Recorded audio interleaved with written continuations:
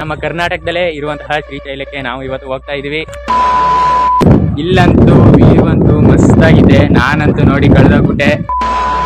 ಗಂಗರ ಕಾಲದ ಮೂಲ ದೇವಸ್ಥಾನನ ಹೊಡೆದಾಕಿದ್ದಾರೆ. ಇನ್ನು ಈ ಪುಣ್ಯಕ್ಷೇತ್ರದ ಇತಿಹಾಸವನ್ನು ನಾವೇನಾದ್ರು ತಿಳ್ಕೋಬೇಕು ಅಂತ ಹೇಳಿದ್ರೆ ಸುಮಾರು ಸಾವಿರಾರು ವರ್ಷಗಳ ಹಿಂದೆ ಹೋಗಿ ದ್ವಾಪರ ಯುಗಕ್ಕೆ ಹೋಗ್ಬೇಕಾಗುತ್ತೆ.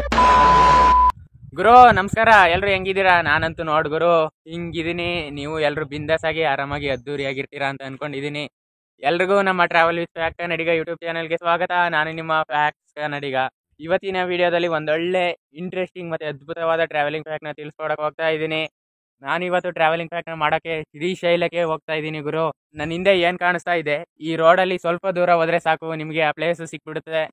ಶ್ರೀಶೈಲ ಅಂತ ಹೇಳಿದ್ರೆ ಆಂಧ್ರ ಪ್ರದೇಶದಲ್ಲಿರೋ ಶ್ರೀಶೈಲ ಅಲ್ಲ ಗುರು, ಇದು ನಮ್ಮ ಕರ್ನಾಟಕದಲ್ಲೇ ಇರುವಂತಹ ಶ್ರೀಶೈಲಕ್ಕೆ ನಾವು ಇವತ್ತು ಹೋಗ್ತಾ ಇದೀವಿ ಗುರು. ಕರ್ನಾಟಕದ ಶ್ರೀಶೈಲ ಅಂತಾನೆ ಖ್ಯಾತಿಯಾಗಿರುವಂತಹ ಈ ಸ್ಥಳದ ಹೆಸರು ನೀವೇ ನೋಡಿ ಬನ್ನಿ.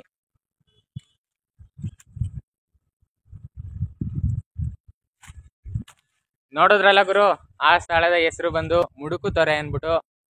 ಈ ಜಾಗನ ಯಾಕೆ ನಮ್ಮ ಕರ್ನಾಟಕದ ಶ್ರೀಶೈಲ ಅಂತ ಕರೀತಾರೆ ಅಂತ ಹೇಳಿದ್ರೆ, ಶ್ರೀಶೈಲದಲ್ಲಿ ನೆಲೆಸಿರುವಂತಹ ಮಲ್ಲಿಕಾರ್ಜುನ ಸ್ವಾಮಿ ಮತ್ತೆ ಭ್ರಮರಾಂಬ ದೇವಿ ಇಲ್ಲೂ ಕೂಡ ನೆಲೆಸಿದ್ದಾರೆ, ಒಟ್ಟಿಗೆ ನೆಲೆಸಿದ್ದಾರೆ. ಅದರಿಂದ ಇದನ್ನ ಶ್ರೀಶೈಲ ಅಂತ ಕರೀತಾರೆ. ಇದು ನಮ್ಮ ಕರ್ನಾಟಕದಲ್ಲಿ ಇರೋದ್ರಿಂದ ಕರ್ನಾಟಕದ ಶ್ರೀಶೈಲ ಅಂತಾನೆ ಈ ಜಾಗನ ನಾವು ಕರಿಬಹುದು ಮತ್ತೆ ಕರೀತಾರೆ ಕೂಡ. ಹಾಗಿದ್ರೆ ಇನ್ಯಾಕೆ ತಡ ಗುರು, ಹೋಗಿ ಇಲ್ಲಿನ ದೇವರ ದರ್ಶನ ಮಾಡ್ಕೊಂಡು ಹಾಗೆ ಅಲ್ಲಿನ ಇತಿಹಾಸ ಮತ್ತೆ ಫ್ಯಾಕ್ಟ್ ನ ತಿಳ್ಕೊಳ್ಳೋಣ ಬನ್ನಿ.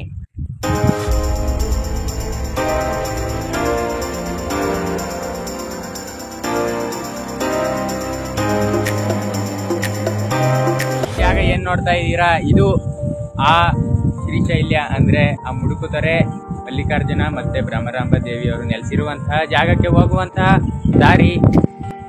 ಹೋಗುವಾಗ ದಾರಿಲಿ ನಿಮ್ಗೆ ಈ ರೀತಿ ಒಂದು ಕಲ್ಲಿನ ಮೇಲೆ ಪಾದದ ಗುರುತು ಕಾಣಸಿಗುತ್ತೆ. ಇದು ನಮ್ಮ ಬೆಟ್ಟದ ಮೇಲೆ ನೆಲೆಸಿರುವಂತಹ ಭ್ರಮರಾಂಬ ದೇವಿ. ಅವರು ಮೊದಲು ಬೆಟ್ಟದ ಮೇಲೆ ಹೋಗಿ ನೆಲೆಸೋಕ್ಕಿಂತ ಮುಂಚೆ ಇಲ್ಲಿ ಅವರ ಮೊದಲನೇ ಪಾದವನ್ನು ಬಿಟ್ಟರು ಅನ್ನುವಂತಹ ಒಂದು ಮಾತಿದೆ. ಅದು ಎಷ್ಟು ಸತಿ ಎಷ್ಟು ಸುಳ್ಳು ಅಂತ ಗೊತ್ತಿಲ್ಲ, ಒಟ್ಟಿನಲ್ಲಿ ಈ ಕಲ್ಲಿನ ಮೇಲೆ ಹೆಜ್ಜೆ ಗುರುತು ಇದೆ ಅಂತ. ಆದ್ದರಿಂದ ಇದನ್ನ ಪಾದ ಊರಿದ ಕಲ್ಲು ಅಂದ್ಬಿಟ್ಟೆ ಪೂಜೆನ ಮಾಡ್ತಾರೆ. ನೀವೇನ್ ನೋಡ್ತಾ ಇದ್ದೀರಾ ನನ್ನಿಂದೆ, ಈ ಬೆಟ್ಟದ ಮೇಲೆ ನಮ್ಮ ಮಲ್ಲಿಕಾರ್ಜುನ ಸ್ವಾಮಿ ಮತ್ತೆ ಭ್ರಮರಾಂಬ ದೇವಿಯವರು ನೆಲೆಸಿರೋದು ಅಂತಾನೆ ಹೇಳ್ಬೋದು. ಈ ಬೆಟ್ಟನ ಸೋಮಗಿರಿ ಬೆಟ್ಟ ಅಂತ ಕರೀತಾರೆ. ಹಾಗಿದ್ರೆ ಇನ್ಯಾಕ್ ತಡ, ಬೆಟ್ಟದ ಮೇಲೆ ಹೋಗಿ ಇಲ್ಲಿನ ಫ್ಯಾಕ್ಟ್ ಹಾಗೆ ಇತಿಹಾಸನ ತಿಳ್ಕೊಳ್ಳೋಣ ಬನ್ನಿ.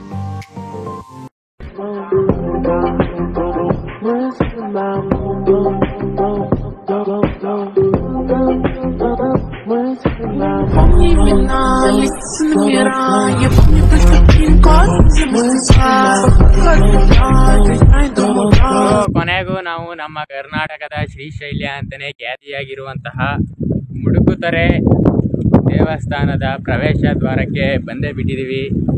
ಆ ಪ್ರವೇಶ ದ್ವಾರ ನಿಮ್ಗೆ ನೋಡೋದಕ್ಕೆ ಈ ರೀತಿ ಕಾಣುತ್ತೆ. ಆ ಪ್ರವೇಶ ದ್ವಾರದಲ್ಲೇ ಭ್ರಮರಾಂಬ ದೇವಿಯವರ ಪಾದವನ್ನು ಕೂಡ ಪ್ರತಿಷ್ಠಾಪನೆ ಮಾಡಿರೋದನ್ನ ನಾವು ನೋಡ್ಬೋದು. ನನ್ನ ಹಿಂದೆ ಏನ್ ಬಾಗ್ಲು ಕಾಣಿಸ್ತಾ ಇದೆ, ಇಲ್ಲಿಂದ ನೀವು ಮೆಟ್ಲನ್ನ ಫುಲ್ಲು ದೇವಸ್ಥಾನ ತನಕ ಹತ್ಕೊಂಡು ಹೋಗ್ತೀನಿ ಅಂದ್ರೆ ಇಲ್ಲಿಂದ ಹತ್ಕೊಂಡು ಹೋಗ್ಬೋದು. ಇಲ್ಲ ಅಂದ್ರೆ ನಿಮ್ಗೆ ಅಲ್ಲಿ ಕಾಣಿಸ್ತಾ ಇರುವಂತಹ ದಾರಿಲಿ ಹೋದ್ರೆ ಸುಮಾರು 3/4 ಭಾಗದಷ್ಟು ಬೆಟ್ಟದ ಎತ್ತರಕ್ಕೆ ಹೋಗಿ ನೀವು ತಲುಪ್ತೀರಾ. ನೀವು ಬಂದಿರುವಂತಹ ವಾಹನದಲ್ಲೇ ನೀವು ಆ ದಾರಿಲಿ ಹೋಗ್ಬೋದು. ಈ ದೇವಸ್ಥಾನದ ಪ್ರವೇಶ ದ್ವಾರದಿಂದ ನಾವು ಈ ದೇವಸ್ಥಾನಕ್ಕೆ ಹೋಗೋಣ ಅಂತ ಡಿಸೈಡ್ ಮಾಡಿದ್ದೀನಿ. ಯಾಕಂದ್ರೆ ಇದನ್ನ ನಿಮ್ಗೂ ಕೂಡ ತೋರಿಸ್ಬೇಕಾದ್ರಿಂದ ಇಲ್ಲಿಂದನೇ ಮೆಟ್ಲು ಹತ್ಕೊಂಡು ನಾನು ದೇವಸ್ಥಾನಕ್ಕೆ ಹೋಗ್ತಾ ಇದ್ದೀನಿ. ಹಾಗಿದ್ರೆ ಈ ದೇವಸ್ಥಾನದ ಮೆಟ್ಲನ್ನ ಹತ್ತುತ್ತಾ ಈ ದೇವಸ್ಥಾನದ ಇತಿಹಾಸ ಮತ್ತೆ ಫ್ಯಾಕ್ಟ್ ನಾನು ನಿಮ್ಗೆ ತಿಳಿಸ್ಕೊಡ್ತೀನಿ. ಹಾಗಿದ್ರೆ ಬನ್ನಿ ತಿಳ್ಕೊಳ್ಳೋಣ. ದೇವಸ್ಥಾನಕ್ಕೆ ಪ್ರವೇಶ ಪಡೆದಿದ್ದ ಹಾಗೆ ನಿಮ್ಗೆ 2 ಗುಡಿಗಳು ಕಣ್ಣಿಗೆ ಬೀಳುತ್ತೆ. ಒಂದು ಗುಡಿಲಿ ಲಿಂಗ ಇದ್ರೆ, ಇನ್ನೊಂದು ಗುಡಿಲಿ ಕಾಡು ಬಸವೇಶ್ವರ ಸ್ವಾಮಿನ ಪ್ರತಿಷ್ಠಾಪನೆ ಮಾಡಿದ್ದಾರೆ ಅಂತಾನೆ ಹೇಳ್ಬೋದು. ಈ ದೇವಸ್ಥಾನ ಸುಮಾರು ಗಂಗರ ಕಾಲ ಕಟ್ಟಿಸಲಾಗಿತ್ತು ಅಂತಾನೆ ಹೇಳ್ಬೋದು. ಆದ್ರೆ ಆಗ ಸ್ಥಾಪನೆ ಆದಂತಹ ಟೈಮಲ್ಲಿ ಇಲ್ಲಿ ಯಾವುದೇ ತರಹದ ರೋಡ್ ಆಗ್ಲಿ ಮೆಟ್ಲಾಗ್ಲಿ ಈ ದೇವಸ್ಥಾನದ ಮೇಲಕ್ಕೆ ಹೋಗುತ್ತೆ. ಅದಾದ್ಮೇಲೆ ವರ್ಷಗಳು ಕಳೆದಂತೆ ಇಲ್ಲಿ ದಾನಿಗಳು ಉಟ್ಕೊಂಡು ಈ ರೀತಿ ಮೆಟ್ಲನ್ನ ಮಾಡಿಸ್ತಾರೆ. ಈ ಮೆಟ್ಲುಗಳನ್ನ ಮಾಡ್ಸಕ್ಕೆ ಕೊಡುಗೆ ನೀಡಿದಂತಹ ದಾನಿಗಳ ಹೆಸರುಗಳನ್ನ ಈ ಪ್ರತಿ ಒಂದು ಹಂತದ ಮೇಲೂ ಕೂಡ ಹಾಕಿದ್ದಾರೆ ಅಂತಾನೆ ಹೇಳ್ಬೋದು.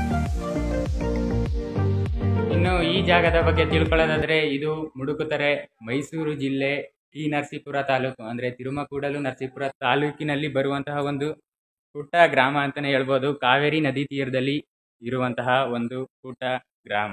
ಇನ್ನು ಈ ಪುಣ್ಯಕ್ಷೇತ್ರದ ಇತಿಹಾಸವನ್ನು ನಾವೇನಾದರೂ ತಿಳ್ಕೋಬೇಕು ಅಂತ ಹೇಳಿದ್ರೆ, ಈಗಿರುವಂತಹ ಕಲಿಯುಗನ ಬಿಟ್ಟು ನಾವು ಇನ್ನು ಹಿಂದೆ ಸುಮಾರು ಸಾವಿರಾರು ವರ್ಷಗಳ ಹಿಂದೆ ಹೋಗಿ ದ್ವಾಪರ ಯುಗಕ್ಕೆ ಹೋಗ್ಬೇಕಾಗುತ್ತೆ.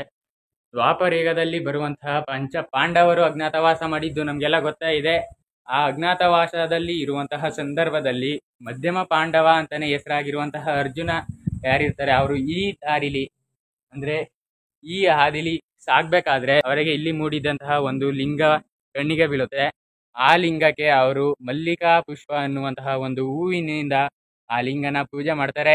ಅದರಿಂದ ಈ ಪುಣ್ಯ ಸ್ಥಳದಲ್ಲಿ ಮೂಡಿರುವಂತಹ ಲಿಂಗ ಏನಿದೆ ಅದಕ್ಕೆ ಮಲ್ಲಿಕಾರ್ಜುನ ಅನ್ನುವಂತಹ ಹೆಸರು ಬರುತ್ತೆ. ಅದಾದ ನಂತರ ಅದೇ ಯುಗದಲ್ಲಿ ಬರುವಂತಹ ಕಪಿಲ ಋಷಿ ಎನ್ನುವಂಥವರು ಇಲ್ಲಿ ಬ್ರಹ್ಮರಾಂಬ ದೇವಿಯನ್ನು ಸ್ಥಾಪನೆ ಮಾಡ್ತಾರೆ. ಪಾರ್ವತಿ ಸ್ವರೂಪರಾದ ಬ್ರಹ್ಮರಾಂಬ ದೇವಿಯನ್ನ ಈ ಬೆಟ್ಟದ ಮೇಲೆ ಅಂದರೆ ಈಗಿರುವಂತಹ ಮಲ್ಲಿಕಾರ್ಜುನ ಸ್ವಾಮಿ ನೆಲೆಸಿದ್ದಂತಹ ಸೋಮಗಿರಿ ಬೆಟ್ಟದ ಮೇಲೆ ಪಾರ್ವತಿ ಸ್ವರೂಪರಾದ ಬ್ರಹ್ಮರಾಂಬ ದೇವಿಯನ್ನು ಕಪಿಲ ಋಷಿಗಳು ಇಲ್ಲೇ ಸ್ಥಾಪನೆ ಮಾಡೋದ್ರಿಂದ ಇದು ಮಲ್ಲಿಕಾರ್ಜುನ ಸ್ವಾಮಿ ಮತ್ತು ಭ್ರಮರಾಂಬ ದೇವಿಯವರು ಒಟ್ಟಿಗೆ ಈ ಬೆಟ್ಟದ ಮೇಲೆ ನೆಲೆಸ್ತಾರೆ. ಹಾಗೂ ಅದರಿಂದ ಇದು ಕೂಡ ಶ್ರೀಶೈಲದಷ್ಟೇ ಪವಿತ್ರತೆ ಹಾಗೂ ಶ್ರೀಶೈಲದಂತಹ ಪುಣ್ಯಕ್ಷೇತ್ರ ಆಗಿ ಬದಲಾಗುತ್ತೆ. ಇದಿಷ್ಟು ನಮಗೆ ಲಿಖಿತ ರೂಪದಲ್ಲಿ ಸಿಕ್ಕಿದಂತಹ ಇತಿಹಾಸ. ಆದರೆ ಇನ್ನು ಈ ಲಿಂಗ ಜನರ ಕಣ್ಣಿಗೆ ಬಿದ್ದಂಥ ಇತಿಹಾಸ ಏನಾದರೂ ನಾವು ತಿಳ್ಕೋಬೇಕು ಅಂತ ಹೇಳಿದ್ರೆ ದ್ವಾಪರ ಯುಗಕ್ಕಿಂತನೂ ಹಿಂದೆ ಹೋಗ್ಬೇಕಾಗುತ್ತೆ. ಆ ಕಾಲದಲ್ಲಿ ಬರುವಂತಹ ಗೋಪಾಲಕರಿರ್ತಾರೆ ಈ ಬೆಟ್ಟದ ಮೇಲೆ, ಅಂದರೆ ಈಗಿನ ಸೋಮಗಿರಿ ಬೆಟ್ಟದ ಮೇಲಕ್ಕೆ ಹಸುಗಳನ್ನ ಮೇಯೋದಕ್ಕೆ ಅಂತ ಬಿಡ್ತಾ ಇರ್ತಾರೆ. ಆ ಹಸುಗಳಲ್ಲಿ ಒಂದು ಹಸು ಆ ಬೆಟ್ಟದ ಮೇಲೆ ಮೂಡಿದಂತಹ ಒಂದು ಲಿಂಗದ ಮೇಲೆ ದಿನನಿತ್ಯ ಅದರ ಹಾಲಿನಿಂದ ಅಭಿಷೇಕ ಮಾಡ್ತಾ ಇರುತ್ತೆ. ಮತ್ತು ಆ ಕಾಮಧೇನು ಏನಿರುತ್ತೆ ಅದು ಮನೆಗೆ ಹೋದರೆ ಹಾಲಿನ ಬದಲಾಗಿ ರಕ್ತವನ್ನು ಕೊಡ್ತಾ ಇರುತ್ತೆ. ಇದನ್ನೆಲ್ಲ ಗಮನಿಸಿದಂಥ ಆ ಹಸುವಿನ ಯಜಮಾನ ಯಾರಿರ್ತಾರೆ ಅವರು ಒಂದು ದಿನ ಆ ಹಸುವನ್ನು ಹಿಂಬಾಲಿಸಿ ಆ ಬೆಟ್ಟದ ಮೇಲೆ ಬರ್ತಾರೆ. ಬೆಟ್ಟದ ಮೇಲೆ ಹಸು ತನ್ನ ಹಾಲಿನಿಂದ ಒಂದು ಕಲ್ಲಿಗೆ ಅಭಿಷೇಕ ಮಾಡ್ತಾ ಇರೋದನ್ನ ನೋಡಿ ಕೋಪಗೊಂಡಂತಹ ಯಜಮಾನ ಮತ್ತೆ ಗೋಪಾಲಕ ಏನ್ ಮಾಡ್ತಾರೆ, ಆ ಹಸುಗೆ ಹೊಡೆಯೋದಕ್ಕೆ ಅಂತ ಹೋಗ್ತಾರೆ. ಅದರಿಂದ ಬೆದರಿದ ಹಸು ಓಡುವ ಆತುರದಲ್ಲಿ ಅದರ ಒಂದು ಪಾದನ ಲಿಂಗದ ಮೇಲೆ ಇಟ್ಟು ಓಡೋಗುತ್ತೆ. ಆ ಗುರುತನ್ನು ನಾವು ಈಗಲೂ ಸಹ ಲಿಂಗದ ಮೇಲೆ ಗಮನಿಸಬಹುದು ಅಂತಾನೆ ಹೇಳ್ಬೋದು. ಮತ್ತೆ ಅದು ಲಿಂಗ ಅಂತ ಆ ಯಜಮಾನ ಗೋಪಾಲಕನಿಗೆ ಗೊತ್ತಾದ್ಮೇಲೆ ಊರಿನವರಿಗೆ ಆ ವಿಷಯ ತಿಳಿಸಿ ಆ ಲಿಂಗಕ್ಕೆ ಒಂದು ಗುಡಿನ ಕಟ್ಟಿಸ್ತಾರೆ. ಅದಾದ ನಂತರ ಗಂಗರ ಆಳ್ವಿಕೆಯಲ್ಲಿ ಆ ಲಿಂಗಕ್ಕೆ ಒಂದು ದೊಡ್ಡ ದೇವಸ್ಥಾನನೇ ನಿರ್ಮಾಣ ಮಾಡ್ತಾರೆ ಅಂತಾನೆ ಹೇಳ್ಬೋದು. ಮತ್ತೆ ಈ ದೇವಸ್ಥಾನದಲ್ಲಿ ಯಾವುದೇ ಒಂದು ಮದುವೆ ಆಗಿರ್ಬೋದು, ನಾಮಕರಣ ಆಗಿರ್ಬೋದು, ಇನ್ನು ಮುಂತಾದ ಒಳ್ಳೆ ಶುಭ ಕಾರ್ಯಗಳನ್ನ ಮಾಡೋದಕ್ಕೆ ಜನ ಮುಗಿಬೀಳ್ತಾರೆ. ಯಾಕಂದ್ರೆ ಇಲ್ಲಿ ನಿಮಗೆ ನದಿ, ವನ, ಗಿರಿ ಇವು ಮೂರು ಶ್ರೇಷ್ಠ ವಿಷಯಗಳು ಒಂದೇ ಜಾಗದಲ್ಲಿ ಸಿಗೋದು ಬಹಳ ಕಡಿಮೆ. ಆದರೆ ಈ ಕ್ಷೇತ್ರದಲ್ಲಿ ನದಿ, ವನ ಮತ್ತು ಗಿರಿ ಅನ್ನುವಂಥದ್ದು ಮೂರು ಒಟ್ಟಿಗೆ ಒಂದೇ ಜಾಗದಲ್ಲಿ ಇದೆ. ಆದ್ದರಿಂದ ಇಲ್ಲಿ ಮಾಡುವಂತಹ ಶುಭ ಕಾರ್ಯಗಳು ಯಶಸ್ವಿಯಾಗ್ತವೆ ಬಹುತೇಕ, ಹಾಗೆ ಒಳ್ಳೆಯದಾಗುತ್ತೆ ಅಂತ ಇಲ್ಲಿನ ಜನ ನಂಬ್ತಾರೆ. ಇಲ್ಲಿ ತನಕ ನಾವು ಹತ್ತಿದಂತಹ ಮೆಟ್ಲುಗಳ ಸಂಖ್ಯೆ 318. ಇನ್ನೂ ನಾವು 85 ಮೆಟ್ಲುಗಳನ್ನು ಹತ್ತಿದ್ರೆ ನಾವು ಆ ದೇವರ ದರ್ಶನನ ಮಾಡ್ಬೋದು. ಹಾಗೆ ಮುಕ್ಕಾಲು ಭಾಗ ಮೆಟ್ಟಿಲನ್ನು ಅಂದರೆ ಈ ಬೆಟ್ಟನ ಹತ್ತಾದ್ಮೇಲೆ ನಿಮಗೆ ಒಂದು ಗುಡಿ ಕಾಣಿಸುತ್ತೆ, ಅದೇ ಕಾಲಭೈರವನ ಗುಡಿ. ಮತ್ತೆ ಅದೇ ಜಾಗದಲ್ಲಿ ನಿಮಗೆ ದೇವಸ್ಥಾನದ ಪಶ್ಚಿಮಾಭಿಮುಖವಾಗಿರುವಂತಹ ಗೋಪುರ ನೋಡೋದಕ್ಕೆ ಸಿಗುತ್ತೆ. ಮತ್ತೆ ಅದ್ರ ಕೆಳಗಡೆ 101 ಮೆಟ್ಟಿಲುಗಳು ಇರೋದನ್ನು ಸಹ ನಾವು ಗಮನಿಸಬಹುದು. ದೇವಸ್ಥಾನನ ಕಟ್ಟಿದಂತಹ ಟೈಮಲ್ಲಿ ಜನ ಆ ಮೆಟ್ಟಿಲುಗಳಿಂದನೇ ದೇವಸ್ಥಾನನ ಸೇರ್ತಿದ್ರು.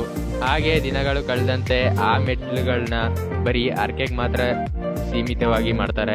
ಭಕ್ತಾದಿಗಳು ಯಾರು ತಮ್ಮ ಆಸೆ ಈಡೇರಿದ್ರೆ ಆ 101 ಮೆಟ್ಟಿಲುಗಳನ್ನ ಪೂಜೆ ಮಾಡಿಸ್ತೀನಿ ಅಂತ ಅರಕೆ ಹೊತ್ಕೋತಾರೋ ಅಂತ ಭಕ್ತಾದಿಗಳಿಗೆ ಮಾತ್ರ ಆ ಮೆಟ್ಟಿಲುಗಳನ್ನ ಸೀಮಿತವಾಗಿ ಮಾಡಿದರೆ.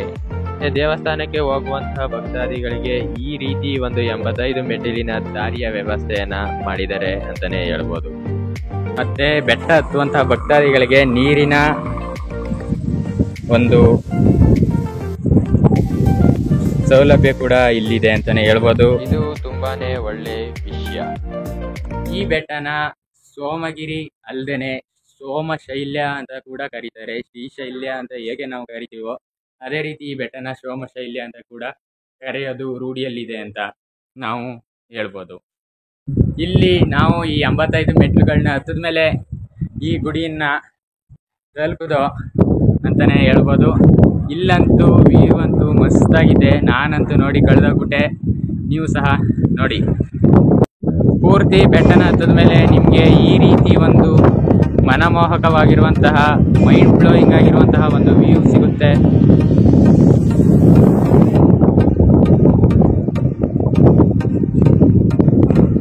ನೋಡಿ, ಈ ಜಾಗಕ್ಕೆ ಮುಡುಕುತೊರೆ ಅಂತ ಹೆಸರು ಬರೋದಕ್ಕೆ ಇಲ್ಲಿ ಹರಿತಾ ಇರುವಂತಹ ಕಾವೇರಿ ನದಿನೇ ಕಾರಣ. ಅದು ಕಾವೇರಿ ನದಿ ಬಲಭಾಗದಿಂದ ಬಂದು ಸ್ವಲ್ಪ ದೂರ ಚಲಿಸಿ ಮತ್ತೆ ಅದರ ದಿಕ್ಕನ್ನು ಪಶ್ಚಿಮಕ್ಕೆ ಬದಲಾಯಿಸುತ್ತೆ. ಈ ಪಶ್ಚಿಮಕ್ಕೆ ಬದಲಾಯಿಸುವ ಈ ನದಿ ನೋಡೋದಕ್ಕೆ ಒಂದು ಬಿಲ್ಲಿನ ಆಕಾರದ ರೀತಿ ಕಾಣುತ್ತೆ. ನದಿ ಅಂದರೆ ತೊರೆ. ಈ ನದಿ ಅದರ ಡೈರೆಕ್ಷನ್ ಅಂದರೆ ದಿಕ್ಕನ್ನ ಚೇಂಜ್ ಮಾಡಿರೋದ್ರಿಂದ ಅದು ಒಂದು ಮುರಿದ ರೀತಿ ಕಾಣ್ತಾ ಇದೆ. ಅದಕ್ಕೆ ಈ ಜಾಗಕ್ಕೆ ಮುರಿದ ತೊರೆ ಅಂತ ಒಂದು ಹೆಸರು ಬರುತ್ತೆ. ಆ ನಂತರ ಇದು ಆಡು ಭಾಷೆಯಲ್ಲಿ ಮುಡುಕುತೊರೆಯಾಗಿ ಬದಲಾಗುತ್ತೆ. ಮತ್ತೆ ದೇವಸ್ಥಾನದ ಇನ್ನೊಂದು ದಿಕ್ಕಿನಲ್ಲಿ ನಮಗೆ ಈ ರೀತಿ ಒಂದು ವ್ಯೂ ಕಾಣಸಿಗುತ್ತೆ.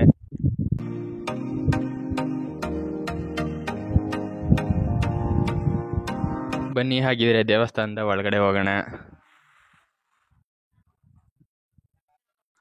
ನೋಡಿ, ದೇವಸ್ಥಾನದ ವ್ಯೂ ಈ ರೀತಿ ಕಾಣಿಸುತ್ತೆ.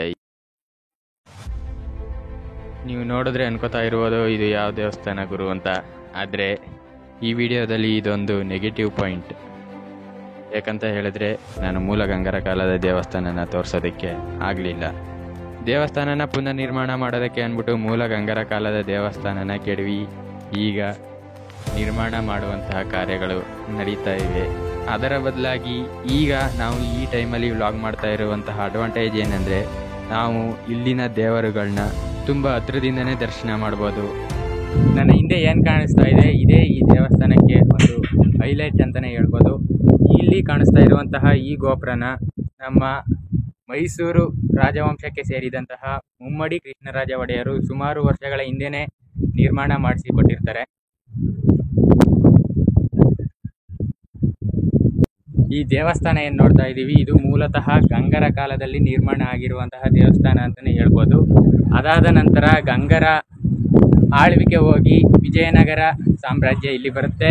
ವಿಜಯನಗರ ಸಾಮ್ರಾಜ್ಯ ಬಂದ ಮೇಲೆ ಇಲ್ಲಿ ಆ ವಿಜಯನಗರ ಸಾಮ್ರಾಜ್ಯಕ್ಕೆ ತಕ್ಕಂತೆ ಇಲ್ಲಿನ ದೇವಸ್ಥಾನ ಏನಿತ್ತು ಇದನ್ನ ಜೀರ್ಣೋದ್ಧಾರ ಮಾಡ್ತಾರೆ, ಅಂದರೆ ಡೈಜೆಸ್ಟ್ ಮಾಡ್ತಾರೆ. ಅಂದರೆ ಇಲ್ಲಿನ ಈ ದೇವಸ್ಥಾನದ ಶಿಲ್ಪಕಲೆ ಏನೇನಿತ್ತು ಅದನ್ನೆಲ್ಲ ಬದಲಾಯಿಸ್ತಾರೆ. ಮತ್ತು ಈಗ ಈ ದೇವಸ್ಥಾನನ ಪೂರ್ತಿಯಾಗಿ ಮೊದಲಿನಿಂದ ನಿರ್ಮಾಣ ಮಾಡೋದಕ್ಕೆ ಒಂದು ಹೊಸ ಪ್ಲಾನನ್ನೇ ಮಾಡಿದ್ದಾರೆ. ಈ ರೀತಿಯ ಒಂದು ಪ್ಲಾನಲ್ಲಿ ಈ ದೇವಸ್ಥಾನನ ಪುನರ್ ನಿರ್ಮಾಣ ಮಾಡೋದಕ್ಕೆ ಅಂದ್ಬಿಟ್ಟು ಇಲ್ಲಿದ್ದಂತಹ ಗಂಗರ ಕಾಲದ ಮೂಲ ದೇವಸ್ಥಾನನ ಹೊಡೆದಾಕಿದ್ದಾರೆ. ಮತ್ತು ಮೂಲ ಗಂಗರ ಕಾಲದ ದೇವಾಲಯ ಇದ್ದಾಗ ನೋಡಿ ಈ ರೀತಿ ಒಂದು ಕಂಬಗಳು ಮತ್ತು ಆ ಕಂಬಗಳಲ್ಲಿ ಈ ರೀತಿ ಒಂದು ಕೆತ್ತನೆಯನ್ನು ನಾವು ಕಾಣ್ಬೋದಾಗಿತ್ತು. ಮತ್ತು ಈ ಗೋಪುರದ ಈ ತಾಳೆ ಬಾಗಿಲು ಕೂಡ ತುಂಬ ಹಿಂದಿನ ಕಾಲದ್ದು ಅಂತಲೇ ಹೇಳ್ಬೋದು. ದೇವಸ್ಥಾನದ ಮೂಲ ವಿಗ್ರಹಗಳನ್ನು ಫೋಟೋ ಮತ್ತು ವಿಡಿಯೋ ತೆಗೆದು ನಿಷೇಧ ಮಾಡಿರೋದ್ರಿಂದ ಆ ಮೂಲ ವಿಗ್ರಹಗಳನ್ನು ನಾನು ಈ ವಿಡಿಯೋದಲ್ಲಿ ತೋರಿಸೋದಕ್ಕೆ ಆಗ್ತಾ ಇಲ್ಲ. ದೇವಸ್ಥಾನದಿಂದ ಹೊರ ಬಂದ ತಕ್ಷಣ ನಿಮಗೆ ಮಹದೇಶ್ವರ ಸ್ವಾಮಿಯ ಸನ್ನಿಧಿ ಕೂಡ ಕಾಣುತ್ತೆ. ಹಾಗೆ ನಾಗರ ಕಲ್ಲುಗಳ ಗುಡಿ ಕೂಡ ನಿಮಗೆ ನೋಡೋದಕ್ಕೆ ಸಿಗುತ್ತೆ. ಗುರು, ಈ ಜಾಗ ಏನು ಕಾಣಿಸ್ತಾ ಇದೆ ಇದು ಈಗ ಈ ರೀತಿ ಖಾಲಿ ಇರ್ಬೋದು, ಆದರೆ ವರ್ಷಕ್ಕೆ ಒಂದ್ಸಲ ಇಲ್ಲಿ ಒಂದು ರಥೋತ್ಸವ ನಡೆಯುತ್ತೆ. ಆಗ ಅಂತೂ ಈ ಜಾಗಕ್ಕೆ ಕಾಲಿಡಕ್ಕೂ ಕೂಡ ಜಾಗ ಇರಲ್ಲ ಅಂತಲೇ ಹೇಳ್ಬೋದು. ಈ ಜಾಗದಲ್ಲಿ ಲಕ್ಷಾಂತರ ಜನ ಸೇರಿ ಅವರ ಮನೆ ದೇವರವರಾಗಿರ್ಬೋದು ಹಾಗೂ ಭಕ್ತಿಗೆ ಪಾತ್ರರಾಗಿರುವಂತಹ ಎಲ್ಲ ಭಕ್ತಾದಿಗಳು ಇಲ್ಲಿ ಸೇರಿ ಒಂದು ಆ ರಥೋತ್ಸವನ ದೊಡ್ಡ ವಿಜೃಂಭಣೆಯಿಂದ ಆಚರಿಸ್ತಾರೆ. ಅದಕ್ಕಿಂತ ಒಂದು 4-5 ದಿನ ಮುಂಚೆ ಇಲ್ಲಿ ದನಗಳ ಜಾತ್ರೆ ಕೂಡ ನಡೆಯುತ್ತೆ. ಅಲ್ಲಿಗೆ ಸುಮಾರು ಬೇರೆ ಬೇರೆ ತರಹದ ಹಸುಗಳು ಬರ್ತದೆ ಅಂತಲೇ ಹೇಳ್ಬೋದು. ಮತ್ತೆ ರೈತರಿಗೆ ಅದು ಒಂದು ಹಬ್ಬದ ರೀತಿನೇ ಅಂತಲೇ ಹೇಳ್ಬೋದು. ಸದ್ಯಕ್ಕೆ ಈ ದೇವಸ್ಥಾನ ಅಂತೂ ಈಗ ಮುಜರಾಯಿ ಇಲಾಖೆ ಅಂದರೆ ಸರ್ಕಾರದ ಕೆಳಗಡೆ ಬರುತ್ತೆ. ಇದು ಇವತ್ತಿನ ನಮ್ಮ ಟ್ರಾವೆಲಿಂಗ್ ಫ್ಯಾಕ್ಟ್ ವಿಡಿಯೋ ಆಗಿತ್ತು. ಮುಂದಿನ ವಿಡಿಯೋದಲ್ಲೂ ಕೂಡ ಇದೇ ರೀತಿ ಒಂದು ಇಂಟ್ರೆಸ್ಟಿಂಗ್ ಮತ್ತು ಅದ್ಭುತವಾದ ಟ್ರಾವೆಲಿಂಗ್ ಫ್ಯಾಕ್ಟ್ನ ತಗೊಬರ್ತೀನಿ. ಅಲ್ಲಿವರೆಗೂ ಕಾಯ್ತಾ ಇರಿ, ಸಪೋರ್ಟ್ ಮಾಡ್ತಾ ಇರಿ ಅಂತ ಹೇಳ್ತಾ ಈ ವಿಡಿಯೋನ ಮುಗಿಸ್ತಾ ಇದ್ದೀನಿ. ಬರ್ತೀನಿ.